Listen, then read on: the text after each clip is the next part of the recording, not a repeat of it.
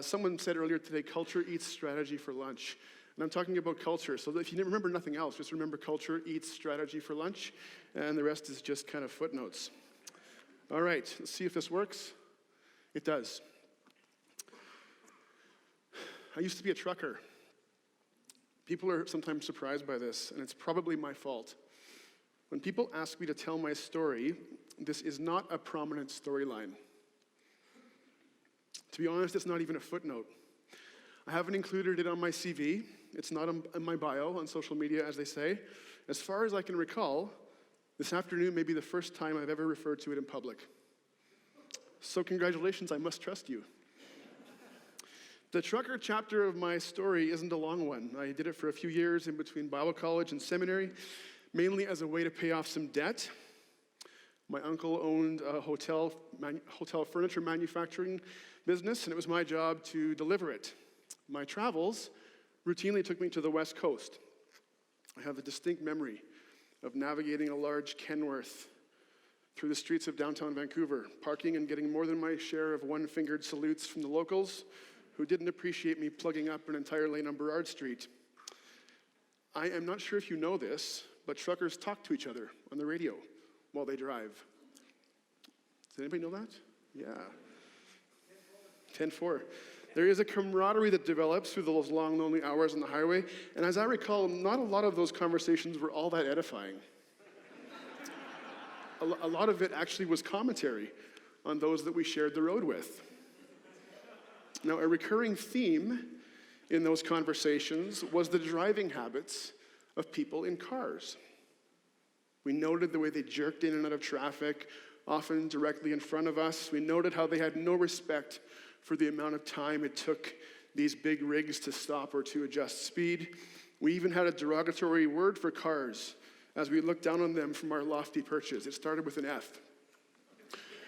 Four-wheelers. What did you think I was going to say? Four-wheelers, we called them, with derision. We were quite proud of the fact that our vehicles had 16 wheels. Anyone could get a Class 5 license. Only the elites could get a Class 1. We were the professionals.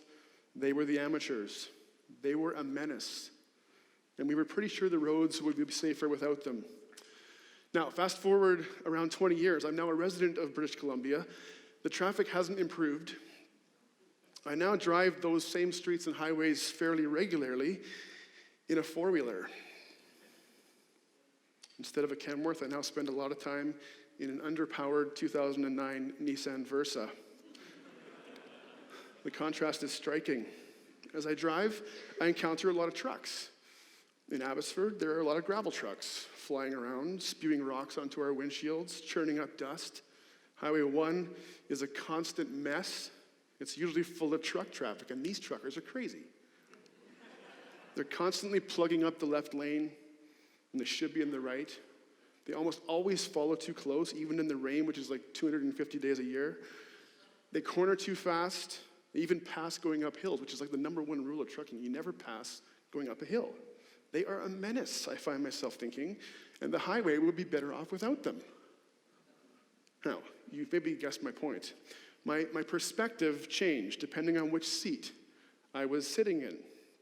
From my trucker's vantage point, the problem was four-wheelers. From my Abbotsford suburbanite perspective, the problem is truckers. How things look is at least partially a function of where you're sitting. It's the same terrain, it's the same road, it exists outside of my windshield, but it looks different.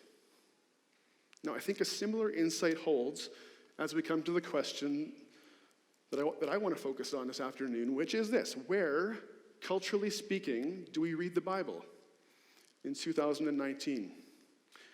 One of the great early insights of my theological education, I'm sure it's not unique, was that these texts came from people who came from places.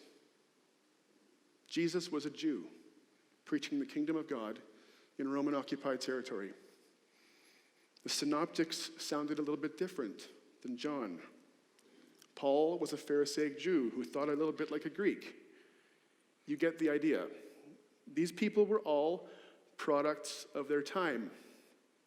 Now, everything that follows this afternoon is intended to apply this insight to ourselves. When future generations of historians describe us as products of our time, what will they notice? Now, we MBs have a complicated history with culture. There's some suspicion of the world in our theological DNA. We think of ourselves as a kind of counterculture, or at least we did. Over the second half of the 20th century, many have noted we became quite at home in this particular part of the world, and now we look kind of like everyone else. Like every other community, we've been impacted by our surroundings. And culture is a complex thing. It's hard to see from the inside, and it's changing all the time. Like driving on a highway, what you notice very much depends on where you're looking from. What I want to do this afternoon briefly is sketch a bit of a map of our cultural territory and then drop two important pins on that map.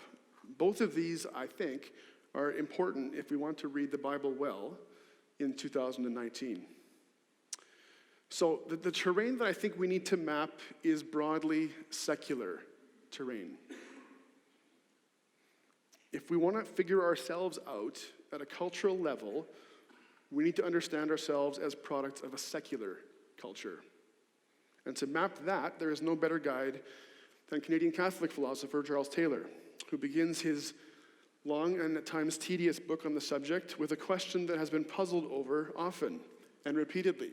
He asks this: why was it virtually impossible not to believe in God in, say, 1500 in our Western society, while in 2019, many of us find this not only easy, but inescapable? And I don't mean us in the room.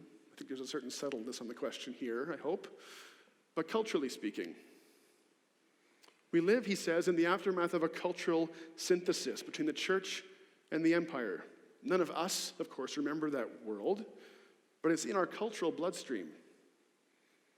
This was a complicated world, but it produced a kind of nominal, totalizing consensus. It was a world where it was very difficult not to believe in God because everyone did. Many have called this world Christendom. And it's been obvious for a while that we're over it. We live now in a world with a memory of Jesus, with a memory of the church, with the memory of the Bible, at least some parts of it. But those memories are overlaid with the pain and the weight of a very tangled history, and they are fading. So the word that we use to describe the conditions that exist in this aftermath, that word is secular. So I'm going to try and simplify Taylor down to two main points. You could think of them as the borders of the territory we're trying to map, and then we'll drop the pins on it afterwards. Taylor uses this somewhat clunky phrase, the immanent frame. Now, a frame is obviously what we use to focus attention. Most of us do this a couple of times a day. It's even happening on our snazzy conference app, as people are taking pictures of themselves and sharing it broadly.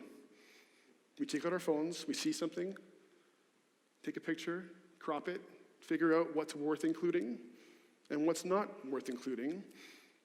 So just as we frame pictures, Taylor suggests, we frame our perception of the world. Some things are included in the frame, other things aren't. The secular framing of reality excludes transcendent causes. So immanence is the opposite of transcendent. So it excludes things like God or other supernatural realities. Only the immanent, only the stuff of this enclosed natural world gets included in the frame. Now, how did that come to be? Well, it's a long story. Obviously, the rise and the success of modern science was a key factor. Weather patterns, crop cycles, fertility, disease, religious ritual, ceremony, all of these were previously interpreted with the assumption that God or spiritual forces were at work in the world. But as modern science began to unravel some of those mysteries, it became more natural to assume that the world was just unfolding with these cause and effect, impersonal, predictable laws. It wasn't just science. The Reformation had earlier erased this division between a sacred realm of priests and bishops and an ordinary realm where people just lived and worked and raised families. No, Luther, Calvin, others said all of life is sacred. The baker, the butcher, these people have vocations that are every bit as important under God as the village priest. The Anabaptists took it even further. As they approached the Lord's Supper, they said, hey, it's just bread. It's just wine, juice, whatever. There's nothing magical going on here. It's ordinary things guiding our memories back to the cross. So the world becomes, to use Taylor's term, disenchanted. It's no longer a place where we assume that spiritual things are happening. It's kind of a flattened world where the things that the things that do happen can be explained in other ways. So within this immanent frame, we're kind of alone. There's no transcendent reference point to guide our lives. It's just us, under a brass heaven, alone with our subjectivity. God, if we're into God, becomes a character in that story. But the sense that we, all of us, culturally speaking, share a common space under God is lost. This isn't necessarily a hostile place for religion. At points, there may even be enthusiasm for faith. It just has to fit inside an immanent frame. That's the key difference. Second, Taylor talks about something called a nova effect. A nova, I had to check this, is a star that has reached the end of its life cycle and explodes. It's triggered by the sudden gravitational collapse of a star's core. It looks like a bright new star that fades over time from view. Taylor uses this term to describe how secularism has produced this explosion of options for creating meaning in an immanent frame. The gravitational center of the West, the Christian faith, has collapsed, he argued. We can no longer look up for meaning, so we have to look in. Meaning can't come from outside the frame. It's up to us to construct whatever we can find. And into that secular space has come an explosion of energy as we have scrambled to reinterpret our lives.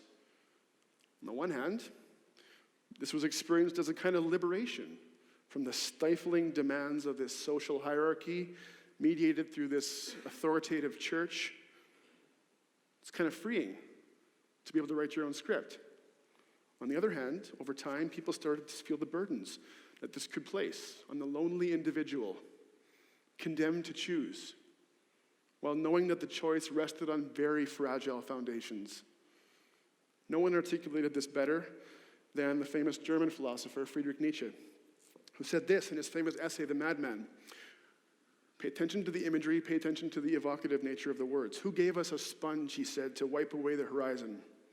What did we do when we unchained the earth from its sun? Are we not straying as through an infinite nothing? Do we not feel the breath of empty space? Has it not become colder? Is it not night and more night coming on all the while? Now, I'm not suggesting everybody feels this depressed. Nietzsche had problems, many problems, either in his time or ours, but I think he articulates this unease, this central core unease in the system in a secular age. There is this explosion of possibilities, but the earth is cut loose from the sun. There's an existential cost that we feel. We are more anxious. We are lonelier. We feel the breath of empty space. So much for the map. If you want to summarize Taylor, our faith exists today under secularized conditions. It still exists. We're still here. Church is still happening, but it's in a secular space. Now, I want to drop 2 pinpoints on the map. There's many others. I'm just dropping 2. I think they might impact how we read the Bible in 2019. The first pin I want to drop is something I'm going to call secularized identity. Like all important words, identity is endlessly contestable. What makes you, you? What makes us, us? Is identity something inside of us, like DNA? Is it something conferred on us by somebody else, like the name that you're given by your parents? Is it a role that we negotiate with others, kind of like the role of mother or husband? Nobody agonized about identity in 1500, but it's a huge deal in 2019.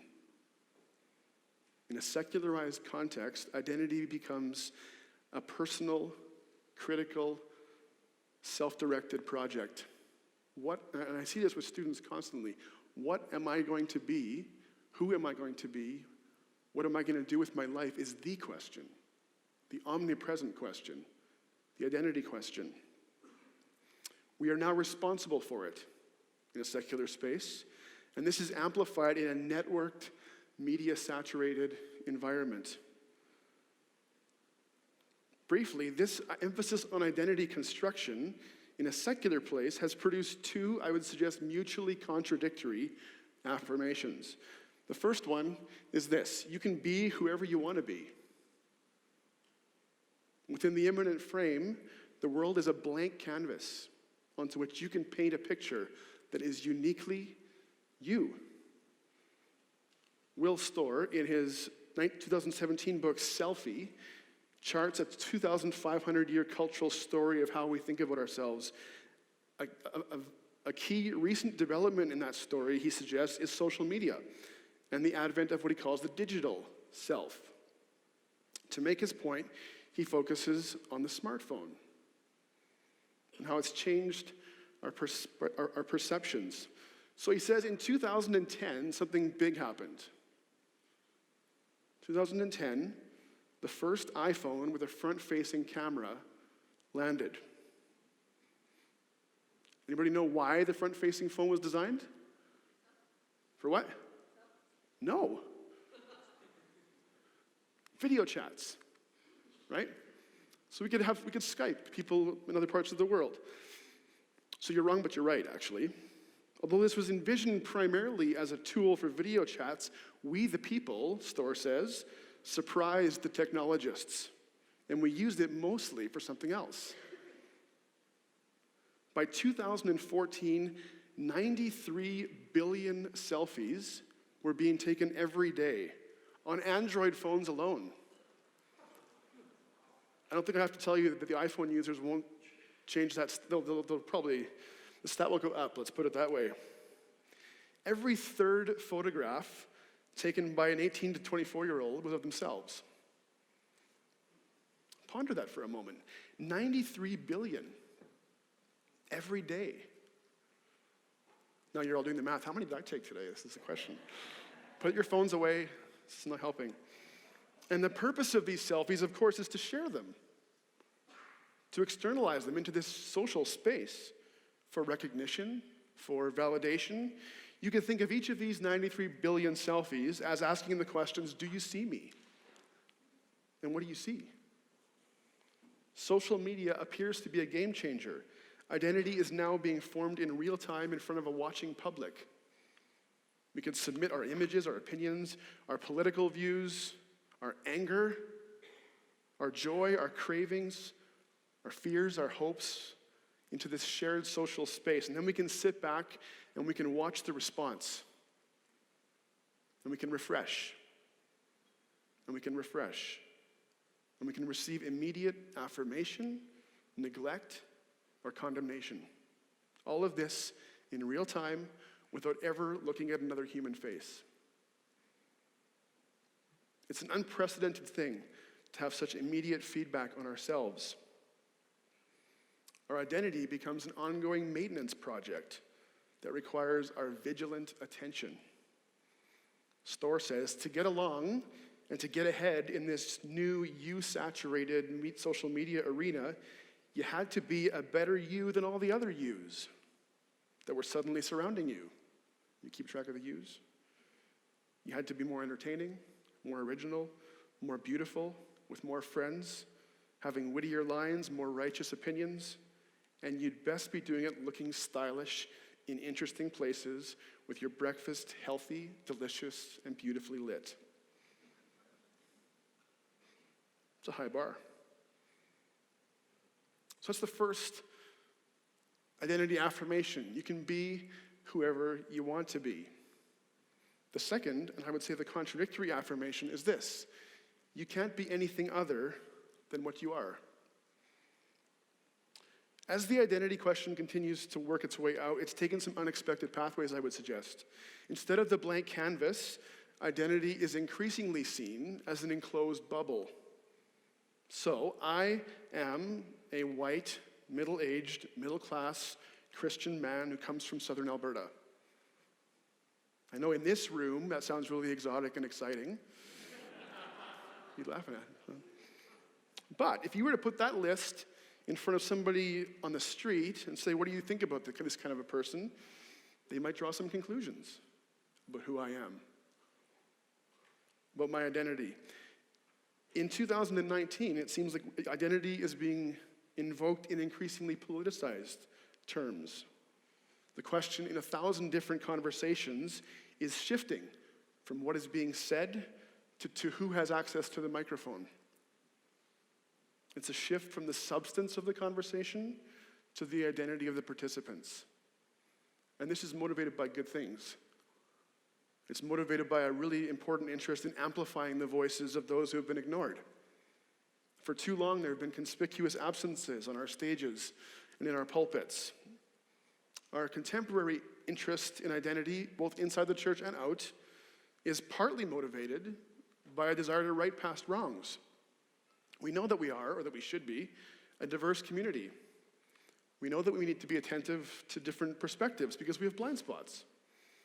We see the road from different vantage points. We need one another to discern more fully, to understand the Bible together, to hear the voice of the Spirit, to discern our calling. What we did this morning is part of that task. Ultimately, we know the family of God is colorful. Every tribe, every nation, each bringing their uniqueness to the banquet, each worshiping at the throne of the same Lamb. But our eagerness to correct the diversity problem may carry within it the seeds of a different problem. It may be producing a kind of renewed tribalism as various identities scramble for validations and resources. Identities are fragmenting into dozens of new different directions, each asking the same question: do you see me? Do I have a place at this table? This could have the unfortunate outcome of reducing people to aggregations of identity markers.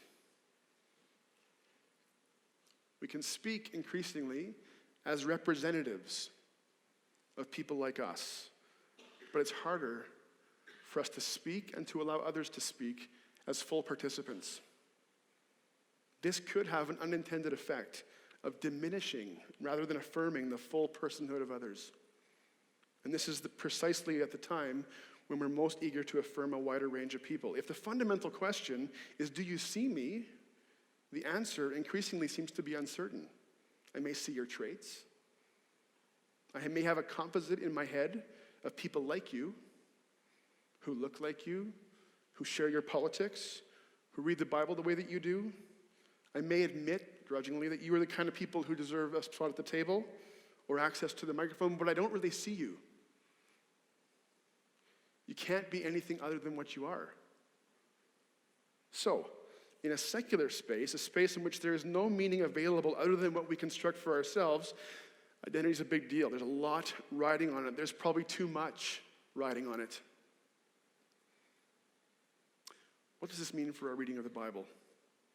3 quick things. First of all, hermeneutics can easily become conditioned by the gravitational demands of identity. To put it more sharply, hermeneutics can collapse into sociology. We are more prone to see discussions as identity-driven rather than text-driven.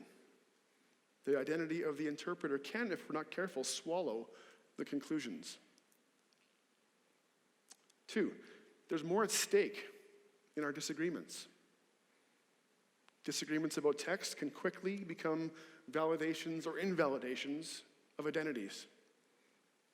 Makes it easier for us to disengage. The cost seems too high. We feel the risk, so we retreat into the enclaves of people who think like us. This makes community hermeneutics a risky and a challenging task. And 3, the Bible itself can recede into the background. It can either become a source book for our own identity construction, Or it could become a weapon in the hands of squabbling identity factions. But the sense of the Bible as something external to us, something to which we submit, something that it exists independently of our experience, that sense is weakened. All right, that's the first pin. Identity. Still with me? How's the fatigue factor? That can't be right. Okay, we'll keep going. Second one, distraction. Second pin I want to stick on this map is this. If Taylor's right about the Nova effect, then we have a discernment question on our hands. And this has been amplified as more and more of our engagement with the world takes place through screens. For the most part, we know that our digital environment is cluttered. We know we spend too much time online. We know that it's rude to put our phones on the table when we're talking to somebody and to divert our eyes every time the light starts blinking. I'm not the only one that does that. Am I seeing any amens? No one wants to admit it? Okay. We know it's weird to watch TV while juggling a laptop and a tablet, right? We're aware of distraction, I think, in a general sense, but we think about it kind of like I think about coffee consumption. Not ideal, probably not helping my overall health, certainly excessive most days, but not a big enough deal to really change. I've begun to change my mind on this. Instead of seeing distraction as something that's peripheral, I'm coming to see it as a defining feature of where we live. When future generations look back on us, they may comment on how distracted we were.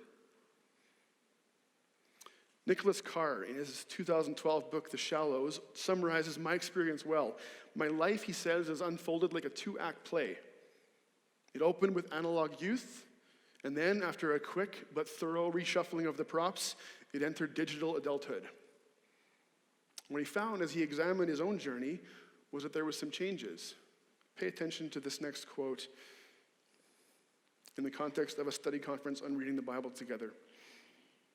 He says this, over the last few years, I've had an uncomfortable sense that someone or something has been tinkering with my brain, remapping my neural circuitry, reprogramming the memory. I'm not thinking the way I used to. I feel it most strongly when I'm reading. I used to find it easy to immerse myself in a book or a lengthy article. My mind would get caught up in the twists and turns of the argument. I'd spend hours strolling through long stretches of prose. That's rarely the case anymore. Now my concentration starts to drift after a page or two. I get fidgety. I lose the thread. I begin looking for something else to do. I feel like I'm always dragging my wayward brain back to the text. The deep reading that used to come naturally has become a struggle. This is a challenging quote. It's a challenging quote when we're talking about how to read together. I'm not sure if you can relate. I can. Increasingly, moments of waiting or boredom lead inevitably to my phone. A quick survey of the news headline, quick look at Instagram to see the beautiful places apparently everyone else is going, a cringe-inducing dip into my work email, a head-scratching survey of my friends' social media posts. According to Carr, we are in the midst of a shift in how we interact with the world, ultimately the way we think. He says each tool we use has an intellectual habits or culture that comes with it. For example, when we shifted from an oral to a written culture, we didn't just stop telling stories by the fire and start reading books. We adopted new habits of thinking that were produced by the book. All of a sudden, we could read alone. We could each create a personal synthesis of ideas as we engage with someone else's thoughts. We learned how to follow an argument step by step, page by page. Quiet, solitary research became the pathway for academic achievement. We began to prioritize original creative thought as opposed to repetition of past wisdom. All of this made us more independent, more reflective, more imaginative even. It changed us. We're living in the middle of another shift, he says, this time from a written to a digital culture. It brings blessings, ease of access to information, ability to connect with people, convenience, huva, did I get that right? It's obviously an improvement, right? But it's also becoming clear that it's producing a different habit of mind, a habit of fragmented attention. And that's not just one part of the information ecosystem, it's kind of the point. In 2019, your attention is a priceless commodity. People are spending vast amounts of money trying to figure out ways to capture it. It's the engine of our economy. Capture the consumer's attention, sell it to advertisers, target advertising with ever-increasing precision, repeat. It's in no one's interest for you or for me to focus on anything for a prolonged period of time. So, what is this doing to our minds? The short answer is, it's wearing them out. It's making us tired. Not just middle of the afternoon after AGM tired, but tired. Every time we shift from one thing to another, a piece of our attention is left behind. Every time we have to drag our wayward brains back to the text, we drag a brain with a little less to give. So we tend to have less patience. We glance at the headlines and skim the articles. We prefer tweet-length sound bites. We're more likely to proof text. We're less likely to remember. We're more readily guided by impressions. We feel tired. This has produced what Alan Noble has described as thin beliefs. A thin belief is one that we hold without really understanding its justification and the supporting logic that undergirds it. A thin belief is kind of easy to adopt, doesn't cost us much. We can see a meme or a tweet or something, register a quick, superficial agreement or disagreement, and move on. We haven't pondered it much. We haven't thought about it much. We may not have any intent of changing our behavior, but we'll like it. Maybe we'll repost it. It's in our mental space in some kind of a new way, but it's kind of thin. This is not to comment, of course, on the quality of the belief. We just haven't really engaged it all that seriously. As a result, our beliefs feel a little more tenuous. We're swayed more easily. We're more prone to self-doubt. We're more distracted.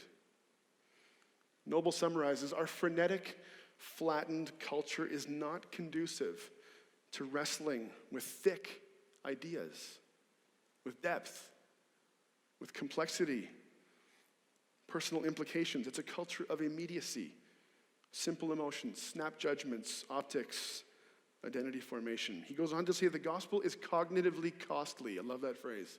The gospel is cognitively costly. It's demanding. It decenters our perceptions of the world, challenges our self-importance, reveals our sin. It challenges our boundaries. It has implications. So this cognitive cost in a world of secularized distraction is more and more difficult to pay. So what does this mean for our hermeneutical approach? The Bible, after all, is a book. It tells a story. The Bible is a hyperlinked book. It makes constant use of texts, of images, of allusions from previous parts of the story. The narrative depends on these connections. If those connections aren't understood, the meaning is missed or distorted. How do we do that well in an age of fragmented attention? Because the Bible is a book that tells a story over a long period of time with complicated themes, it requires a certain kind of attention. It requires a patient attention. It requires a reverent attention. It requires a kind of attention that I would suggest is increasingly scarce. I feel it. If we are to read the Bible well, we will have to pay a higher cognitive price than our environment conditions us to expect. We'll need to drag our wayward minds back to the text. We'll need to cultivate habits of attention. We'll need to turn our phones off, actually. Third, a community hermeneutic requires a community. This means that we have to prioritize the person that is across the table from us, the person in the pew, the person in the pulpit. We have to see one another. We have to listen to one another. As those who share in one spirit, who are part of one church with one baptism, this should be possible for us. It should be possible for us in a way that is not the case in the culture around us. We have something profound that unites us. We are here this week because we want to read the Bible well together. The question that we've begun with is a cultural question. Where do we read it? I've suggested that we read the Bible in a secular place, in a time when consensus around the importance of the Bible is fading. I've also suggested two key features of this cultural space: our unique understandings of identity and our increasingly distracted habits of mind. And at the end of this first session, you may be wondering why I haven't talked about the Bible. Are you wondering that? Yeah? The answer is very simple. Tim Geddert's coming, and I'd be foolish to say much about the Bible. With that guy coming, are we going to have a break? I don't even know. I do want to conclude, though, with a word from the Bible, and I promise this will be brief. It's from the book of James. I think it offers us a few habits of mind and heart that draw us forward. James 1:19. My dear brothers and sisters, take note of this. Everyone should be quick to listen, slow to speak, slow to become angry, because human anger does not produce the righteousness that God desires. This short text begins with a statement of identity. Did you pick it up? It's easy to miss it, but Paul identifies his hearers in a very beautiful way. He calls them brothers and sisters. More than this, they are dear brothers and sisters. These are radical and countercultural words in 2019. We are beloved. We belong to one another because of our shared faith in Jesus Christ. We are not rivals. We are not competitors. We are not representatives of our churches, of our regions, of our theologies. We are first brothers and sisters. We, through our shared faith, belong to one another. We are given an identity that is in Christ. This does not erase our differences, does not make us less distinctive or unique, but it does relativize those differences because we have something that is so much more beautiful and important that we share. This identity in Christ, it affirms our particularity while it also transcends it. And that is precisely what is absent in a secular space. This is precisely what we are offered as members of Christ's church. By the way, it wasn't Paul who wrote this, it was James. I realize that, sorry. Goes on to say, quick to listen, slow to speak, slow to become angry. These are remarkable habits of mind and heart. Can you imagine a world where people live this way? It's getting harder, I think. Can you imagine if we were eager to listen to the words of Scripture, to one another? Can you imagine if we were slow to speak and to offer our opinions? We are surrounded by incentives to be slow to listen and quick to speak.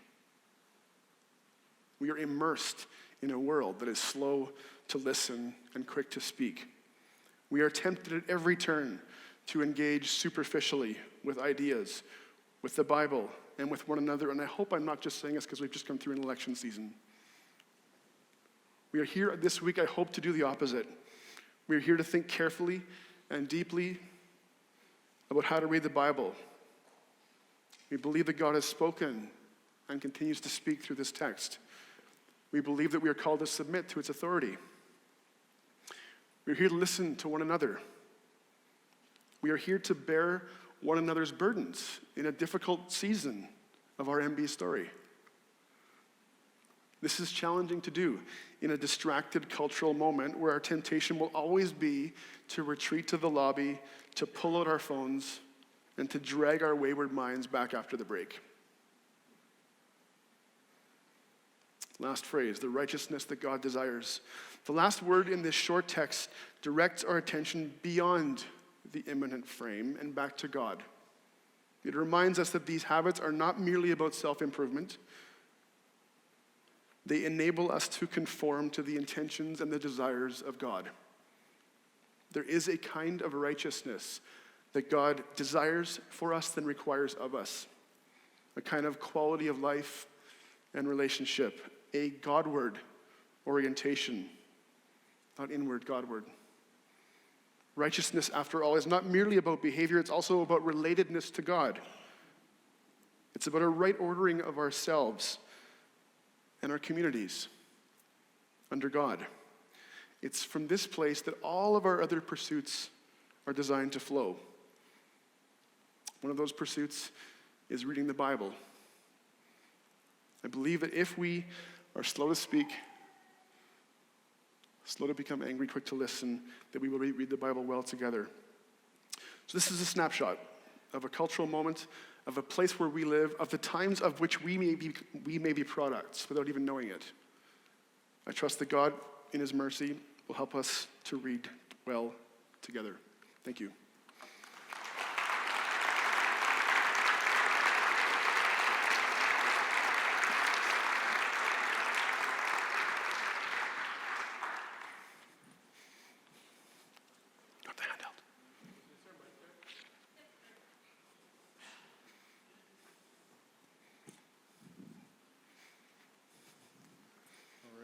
Thank you. Well, you're not running away, are you, Gil? What's that? You just put your chair over here. You're not running away, I don't think, yet. No. All right, my name is Paul Lowen, and was introduced there before. And so my role here this afternoon and also tomorrow as well is just to have a conversation really about what we have just heard. So we're just going to have a little bit of kind of a Q&A, if you will. We've got a couple of mics over here. And we're just going to have a bit of a Q&A, so to ask some questions. So I do have a couple things that how do we do this well together? So I just got a few comments about how we do this. So when you come up to the microphone, always remember to state your name, maybe a church or the town or city that you're from is really good. One of the things that I encourage us to do is when you come forward, state whether you have a question or whether you have a comment that you want to kind of advance this comment. So maybe something else that came forward with that. So I encourage you to do that. Why do we do this Q&A time? Well, I think sometimes we just have got some questions. We need some clarity. We want to advance the discussion. I'm sure like with, the 200 and some people that are here, there's lots of additional comments. And so maybe there's something that we can advance. We want to discern the truth together. We want to testify to God's work, and we want to test our hermeneutic as well as we move forward. So a couple of guidelines that's helpful for us. Be clear, don't ramble. So if you can't say it in 30 seconds or maybe a minute, rethink it. Sometimes it's really helpful to write it down. We really need to maximize our time. Please don't soapbox. And that just simply means all of us have kind of things that we'd love to share with everybody. But maybe doesn't, really part of the conversation. So be careful about those things. Ask if you want a response or not. That's helpful. No crosstalk, which can sometimes happen in these scenarios. Speak for yourself. Avoid clapping or cheering. That's just good protocol in some of these kinds of things. Now, I'm not saying we shouldn't ever do that, but be careful around some of those things. Be brief, be encouraging, and positive. And also, I think there's an email here. We're going to answer some of your questions through email. So if you have a question, you can send an email to keithreed@mbseminary.ca. And so Keith, where are you? He's here somewhere. So Keith is going to come on up here as well if he's got a couple of questions that he wants us to forward as well. So All right, that's kind of where we're at. Does that make sense? Okay, I'm going to start with one question that talk to us a little bit more about this piece around kind of tribalism and identity politics. Okay, how does that fit into this conversation around hermeneutics? You touched on that really briefly, but there is a lot of conversation going on right now around all of this stuff. So, what would be the negative piece around kind of this tribalism or this identity politics or whatever we want to call it? We've heard a lot about it. Yeah, it's a really tricky one actually, because again, as I tried to suggest, the motivation is so strong. It's so, I take it to be a healthy motivation that wants to amplify voices that haven't been heard. What I think is happening as we move through that space culturally is that opinions, readings, politics, theology, all these different things can be reduced to functions of identity. So what I can say as a white man, let's say, can apply within that narrow box, but I can't speak in a way that applies to others. Especially if they're not white middle-aged guys. Well, and overlaid with power, of course, because of course in the hierarchy of power, a white man's at the top. That's how it goes. That's the history, right? So it's a really tricky one to get at well, and it's a really tricky one to react to Christianly, I would say, because we have this impulse to include, and it's a holy, godly impulse. But if we lose the sense that what we are reflecting on is external to us, a text, then I think if these readings just become expressions of identity, whatever we do around the table, whoever's all represented around the table, if those readings come from those positions, then you're only ever a representative, and the text kind of gets erased, is the fear, I think, that I think is more and more acute as we go. I'm not sure if that makes sense, but I think what my motivation in raising it is simply to say I want each of those voices to be heard as full participants in the conversation, accessing something that we all have a stake in. I don't want you to speak as a representative. I want you to speak as a brother or a sister. And that to me is a much higher bar than just identity. That's good. So. Okay, I know there's other questions. Mike's over here, so just start lining up. We've got till what time here? We got another 10 minutes on this, so go. Jeff Peters, Bakerview, Abbotsford. I have a question I think of clarity. So I like the stuff that I was hearing about Charles Taylor, although it went by really fast, and I may have been on Twitter at the time.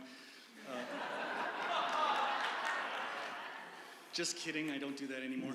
But the church exists in secular space. Can you clarify for me if this is a comment on kind of a post-Christendom kind of thing, or is it more just a general reference to the fact that Christians always exist in public space that is occupied by many points of view of the world? Once you've clarified that, should we be working really hard to create Christian space, or is our vocation to just get really good at living as Christians in secular space? Does that make sense? I'm already distracted. I can't remember what you said. Yes, I understand. So what Taylor means, what I think is important about Taylor is he describes what it feels like in the aftermath. He's not naive about the problems of Christendom, I don't think. There's definitely problems that come with a church that's powerful. Anabaptists have always had a default sense that wasn't always a good thing, or maybe even primarily a good thing. What I think Taylor articulates with his notion of the immanent frame is that, hey, religion's still around, it still exists, but it lives inside of a fairly small box. If you're into it, if it works for you, if it's kind of something that you find personally meaningful, you can have all kinds of good conversation in that frame. But to live as if Jesus is actually Lord is harder. Because there's no longer any shared assumptions about what kind of a world we're in. Or if there is a shared assumption, it is a secular assumption. That's the first question. The second one was, should we be trying to recreate? No, heavens no, I'm an Anabaptist. No, we shouldn't be trying to recreate some kind of Christian society. That's not at all. But I think the church needs to be a place that resists that kind of therapeutic understanding of religion and faith, and actually lives as if faith impacts not just the private meaning-making part of my life, but all of it. Discipleship. Yeah. Keith, got a question over there. My name's Keith, but I am actually Phil Wagler, lead pastor of Kelowna Gospel Fellowship, Kelowna, BC. What is the wise use of online or digital media to form community around Scripture when we desire to free people from the imminent frame? Oh, Trust Phil, right? I wrestle with it. Excuse me.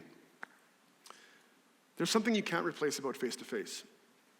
I do believe that. I say that knowing that there are clearly blessings of living in a place where we can distribute. We have these conversations endlessly, even at Columbia, about how do we distribute education, theological education. We saw the seminary earlier with a really exciting development with Acts Global and this idea of distributing and making access easier. So there's clearly benefits. The guy that I had to read in Fresno in 2001, Tim wasn't there, so he's not responsible, but I had to read a guy named Neil Postman. I'm hearing some nods. Good, you had to read him too. What's he known for saying, somebody? Short little phrase? The medium is the message, right? The way the medium is constructed affects the message. So I might have a browser open where I'm accessing some glorious, beautiful thing online, but if I have 4 other things open, and if I'm listening to Spotify, and if I'm checking my phone, and if my kid, so you get it. Like there's this distractedness that's inherent to the medium, I think, that makes it more difficult. It's not impossible. It requires a certain discipline of the user that I think we're still figuring out.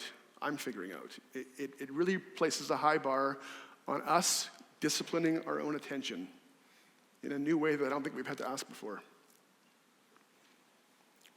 That's probably not answering the question entirely, but. We're here. Great. Hi, Suzanne from Dartmouth, Nova Scotia, the World Church. I've really noticed with our generation and younger that we live in a culture of how our feelings are or our experience are often trumps truth. How do you think this affects our ability to view Scripture, and how do we combat this as a church? Yeah. Sorry, I'm hoarse, so I'm just going to clear my throat into this mic here.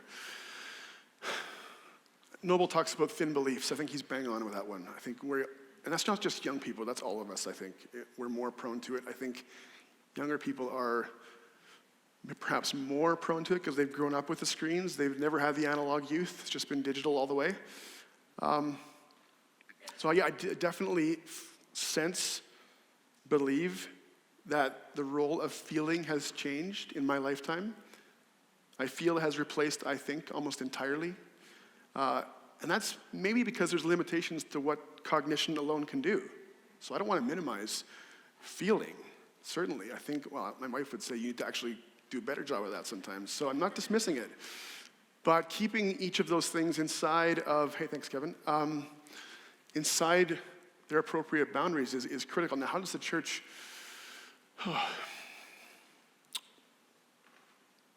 that's a fantastic question. It's perhaps the question. And I don't, off the top of my head, have a great answer for you. It takes time. It takes us modeling a healthy way of distributing our attention in front of people. Young people are always watching, always. What they see will have far greater impact than what we teach. And so the way that we model our attention collectively as churches, in youth groups, in mentoring relationships, that is of vital importance. Yeah. I'm going to ask Dave over here and then Keith. Dave Esau, Eagle Ridge, Coquitlam, BC. I really appreciated your talk. One of the things, a comment and then a question. You talked about how in this age of distraction that requires great attention and attentiveness. Reminded a little while ago, I looked more deeply at Rodin's statue of the thinker. And what I had never seen before, and a commentator noted, that his whole being is all of his muscles, if you actually look, he's actively thinking. It is not a passive activity, but it is a fully engaged activity. And I thought of that when you were, and so I wondered, it seems to me that we have to practice habits because the culture is going against it. Unless we actually develop habits, we're going to be caught in this distraction. And so are there ways, even of you, do you have habits that you practice to kind of go counterculture? And are there any models of, deep thinking that guide you or shape you? I think you're absolutely right, excuse me, in terms of habits. That is the right word, it's the best word. I think with habits, we have to start small. We have to start incremental and make one tangible change that we can do. And my title is only slightly tongue-in-cheek. I think one of the most practical habits that we can start is to put our phones away. We do this sometimes in class at Columbia where instructors, probably the key one is over there, Ken's the key culprit of this one, who actually takes it away from students before they come into the room. They can't actually, is that true, Ken? Yeah. Way back when I was teaching, and I'm seeing people who were maybe in the room when this happened, Ashley, Heidi, one time in class, I passed around an offering plate and said, put your phone in it, and people were like, what? What's he doing? And it actually turned into be one of the best classes that we had that year. Just by the simple habit of saying, put that away. Because as long as it's in my pocket, as long as the vibration is not like, what's going on? My mind is already in two places, even if I never pull it out. So a small, practical habit, put your phone away and put it away so nobody can, so if you, thinking of people who work with youth here, if your youth see that, if you're visible with it, if you talk about it, I think it will have an impact. I'm speaking on behalf of Brian Bourne, Abbotsford. The first part of his question, I believe he just answered. Second part, do we need to fight back? Is there a need to actually fight back against secularized distraction? Oh, absolutely. Yeah. Brian. I'll give you a moment. Yeah. Can I This will be the last two over here. just a comment on that? Tony Martins from Dalmany. What we found in surveying our kids, and as we've done, trying to figure out how can we better meet the needs of our youth and other things, we've surveyed them and asked them, like, how do you want us to connect with you? And I couldn't believe that a third of them said social media, and every single one of them said face-to-face. Yeah. It blew me away, actually. And it actually, we've changed our Sunday school, we've changed our education programs. And they said, we want to hear from older adults about what's going on, and we want to meet face-to-face. Face-to-face, yeah. I was in my daughter's high school. They'd recently had a cross-Canada exchange. Excuse me. And we had two girls from Montreal in our house for the better part of a week. On the Friday night, we had a meal together, and that was the one night a week where we had with them. So we sat down together, and we prayed, and we had a meal, and about halfway through the meal, the one girl, who was grade 11, said, my family has done this 3 times my whole life. And she's from an intact, 2-parent, stable home. 2 times in her whole life. She'd been at a table with her whole family for a meal. That's a habit. So, and my daughters, who have sometimes balked a bit at this, we have to come to the table kind of thing with Dad, they kind of perked up and they saw themselves in a bit of a weird, oh, we're different, and it's maybe not a terrible thing, actually, as she saw these other 2 just hungry for that kind of a connection. Yeah. So yeah, we need to fight back small ways, practical ways. Yeah. All right, we got 35 seconds. Jay Jansen, Highland Community Church, Abbotsford. You touched on this impulse for identity construction and how each individual is, in some ways, the culture drives us to do that for ourselves. And you touched on what that looks like for us to try and read the Bible with that impulse within us. Can you give us a bit of a sense of maybe what one of the positive outcomes of that may look like, and maybe start here first. What does that look like in terms of creating a challenge for us in terms of reading? Like, does it mean that, you're the white man, here's the First Nations person, and the particular interpretation or reading of Scripture becomes offensive to them, and that's the wall? Or can you give us a bit more of a boots on the ground kind of picture of that? What I want for that conversation is 2 full participants, right? I don't want that person coming and representing an Indigenous perspective. I want that person to help me see God better, right? And through the text. And maybe I've had this experience with some Indigenous friends in Saskatchewan who see things just by virtue of their connection to the land or their connection to history that I totally miss as somebody who's a cultureless white person. Well, I shouldn't say cultureless, but culture eats strategy for lunch. This is my takeaway for today. But I think that's my key priority in this. What does it mean in terms of on the ground?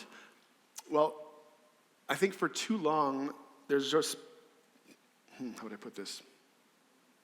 What I don't want is for some kind of a return to a false kind of a unity. It just says, hey, we're the ones in charge. I'm the one in the pulpit. I get to control the microphone. I get to tell you what this book means. You just sit back and listen. But I do think at this moment, when identity is so front and center for all of us culturally, there is a moment for us as the church to say, hey, we come together in this place with one spirit, with a shared identity in Christ, that actually is our source of unity as we read this book. So what does that mean practically? I think it means you listen, and you listen for difference, but that difference is always in the service of something that we share in common, to help me see something that I missed, and to help you see something that you missed. But that something in common to me is what feels like it's a bit unstable right now. All right. Thank you. Thank you for your participation. Good work, everyone. I'm going to invite us.